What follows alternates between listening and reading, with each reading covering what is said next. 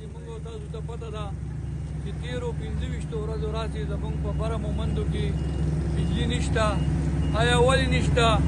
په موږ باندې داسې ظالم حکمرانان مسلط شوي دي چې د هغې په وجه باندې زموږ د څښلو اوبه، د جومات کې د اودسونو اوبه، یعنې حتی چې زموږ د مړي د لمبولو اوبه هم په دې کې نه میلاوي دي.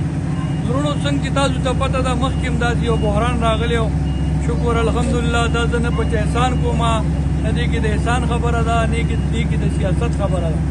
مخکې هم یو بحران راغلی و، موږ دا کړی دی. چونکې دا جنریټر خراب و، دې ته پته ده، دی له به یې لاهور نه ټیم راوغوښتو، د دې ډینامو کې فرق و، هغه ټیک شو. پرون هغه شکر الحمدلله اوس موږ راغلي یو په شیخ محمدو کې لګې دی.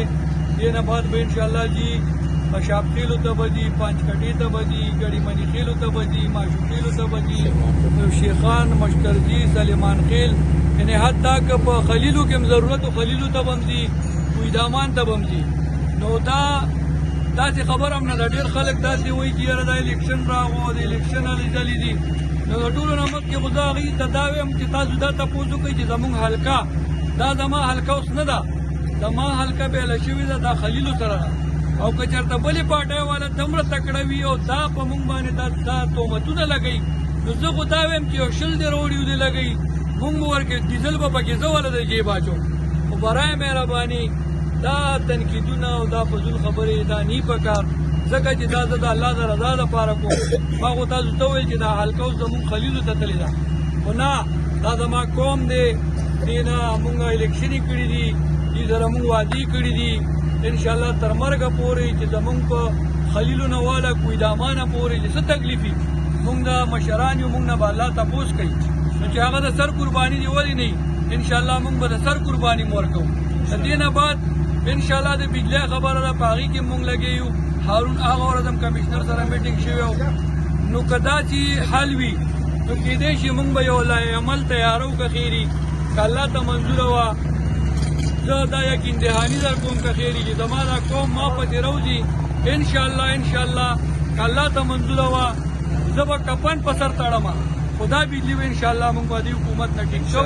ځکه چې دا حکومت موږ خو دا نه وایو ورته چې ته راشه کونډه مه کوزوه، موږ خو دا نه وایو ورته چې ته میټر لینر مه راستوه، موږ خو دا نه وایو ورته چې ته میټر مه لګوه.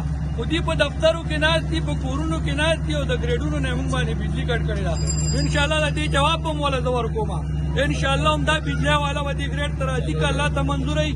خو زه به دې قوم سره بیا یو میټینګ کوم، یو مشوره به کوم او دا ټول قوم به راوباسم او انشاءالله دا ټول حکومتي مشینري به زه جام کوم. که الله ته منظوره وي زما دا قوم چې روځي، دا ذمه داري انشاءالله زما ده. ځکه چې زما بچی د اوبو د لاسه مري، نن زما دپاره دې د پولیو دومره غم کوي چې زما کتره یو بچي ته په خوله کې اچوي، نو زما بچي له اوبو ولې نه ورکوي؟ نو وروڼه انشاءالله مونږ که د سر قرباني هم راغله، مونږ مخکې هم ورکړې ده، انشاءالله بیا به هم ورکوو، بیا به هم ورکوو. او که چېرته دې کې د چا دا سوچ چې دا سیاسي دی، دا سیاسي نه دی، نه د مرګ پته لګي، نه د ژوند پته لګي. سبا څوک ژوندي دي، بله ورځ څوک ژوندي دي، څوک مړه دي. انشاءالله تر مرګه پورې که د دې قوم خلیل مومند قوم کویدامان څه خدمت راشي، دا خو جاني مطلب مالی تاوان دی. که جاني تاوان راغو انشاءالله هغې نه به موږ دریغ نه کوو. نو انشاءالله زه تاسو ته یقین دهاني در کوم که خیري چې تاسو ته څه تکلیف وي، هغه زما خپل تکلیف دی.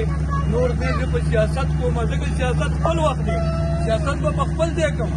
او انشاءالله نه که الله ته منظوره وي چې څه خبره وي د دې قوم د دې علاقې، انشاءالله هغې ته موږ به تیار یو. انشاءالله تیار وو، تیار یو او تیار یو انشاءالله.